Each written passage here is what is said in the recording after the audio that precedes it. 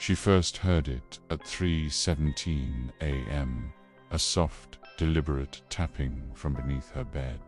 3 taps, a pause, 3 more. It almost sounded like a code. At first, she tried to convince herself it was nothing, just an old house settling, maybe bad pipes, or even a mouse. But the following night, the sound returned, precise as a clock, and this time it whispered.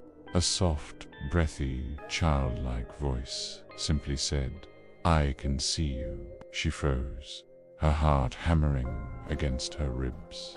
Her eyes darted toward the darkest corner of her room, where the faint glow of the nightlight couldn't quite reach. The whisper hadn't come from the corner, though. It had come from below her, from beneath the floorboards. The next morning, she called her landlord. He just laughed it off, assuring her the house didn't even have a crawl space. Solid foundation, he'd said. Nothing under there but dirt. But every single night, at exactly 3:17 a.m., the tapping returned.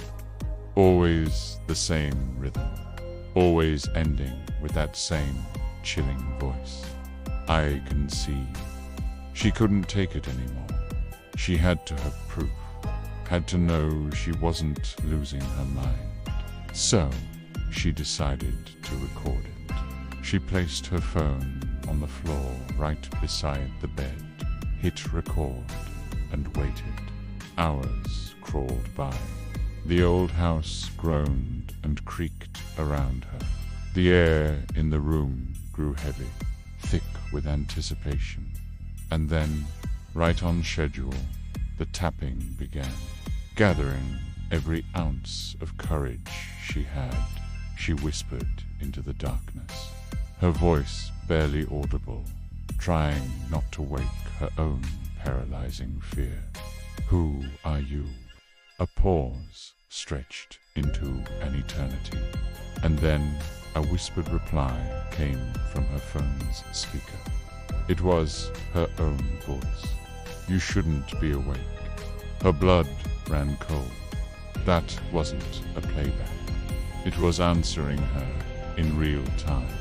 The next morning, sunlight streamed through the window, but it offered no comfort. She reached for her phone, but it was gone. In its place, just under the bed frame, was a small, splintered piece of wood, clearly pried loose, as if something had pushed it up from the other side.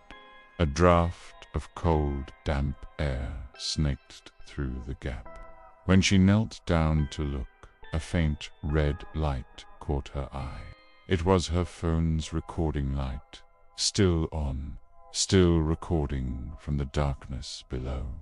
She cautiously reached a hand toward the gap, her fingertips brushing against the splintered edge of the hole, and then she froze. Something moved in the dark. Slowly, it was getting closer, and then she saw it. A small, glassy eye, staring right back at her. It blinked. Suddenly, a crackle of static erupted from the phone, and the whisper returned, but this time it was deeper, layered, distorted. "I can see you, but now you can see me."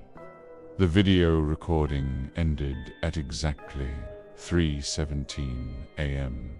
The time of death on the coroner's report matched it perfectly. Thanks for watching. If you enjoy stories that will keep you up at night, be sure to like this video and subscribe to the channel for more. We'll see you in the next one.